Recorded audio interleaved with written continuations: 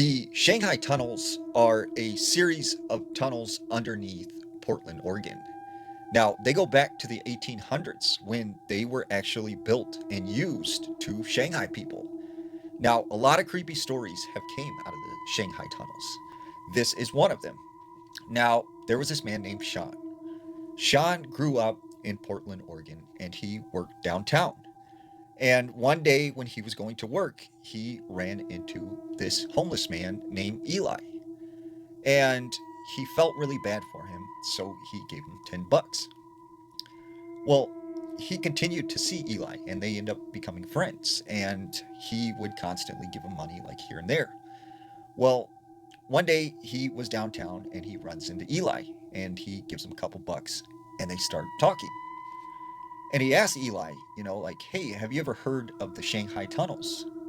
And when he asked Eli that, Eli just kind of like tensed up and started shaking and was like visibly scared. And he's like, yeah, I know about the tunnels, but I don't like to talk about it. I had a friend who went down there, and he said he encountered something and he seen something down there. And after that, he was just not the same anymore. And Sean was like, but I thought they blocked the tunnels off and you couldn't go down there. And Eli's like, there's a spot over here, on this one street. And like, I know a secret entrance and how to get to these tunnels, but I will not go near there. So a couple more times he runs into Eli, and he decides to ask him, hey, if I give you $100, would you take me down to the tunnels? And Eli's like, no, man, I will not do it. Like, I won't go anywhere near there. So a couple weeks later, he's downtown, and it's late at night. He bumps into Eli again. And Eli's like, hey, man, do you got that $100 and I'll take you to the tunnels because I really need the money? And he's like, okay, yeah, like, here's the money. Like, show me the tunnels. So he takes him a couple blocks and he takes him behind this building. And there was sort of this dark doorway. And he said above the doorway was this graffiti that said, no return.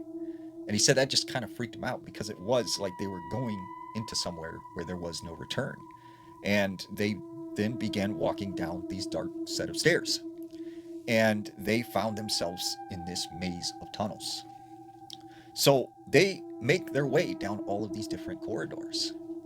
As they're walking down this one particular tunnel, they start hearing crying. And they're like, where's that coming from? Like, what is making that sound? And it then began to sound like someone was just literally like wailing. And that's when they shined their flashlight and they stumbled upon like a hole in the concrete, and it led into a room. So they walked into this room and they started to look around with their flashlight, when over in the corner they see this black looking wolf dog type creature, and it's growling at them. So they take off running. They're terrified. Sean couldn't keep up with Eli, and he ends up getting lost in one of the tunnels. So he begins just walking around in the dark, like, Eli, Eli, like, where are you, man? Like, I'm scared. Like, where are you?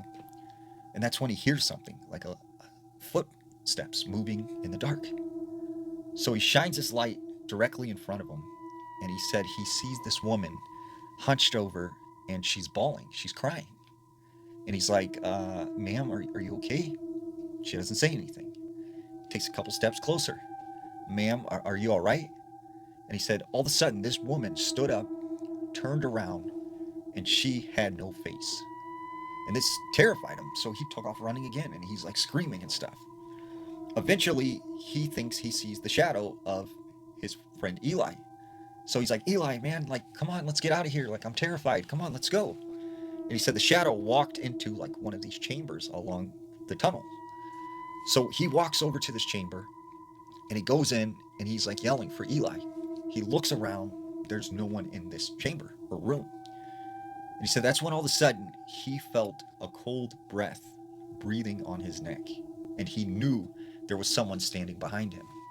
He slowly turns around, and he said standing there was what looked like this 1800s miner wearing some kind of lantern on his head, and he had a noose around his neck. And he just took off running as fast as he can. And eventually he did find his way out of these tunnels, and he was just like terrified. Well, a couple days later, he runs into Eli on the streets, and he's like, "Yo, man, are you okay? Like, what happened that night? Did you see anything else?"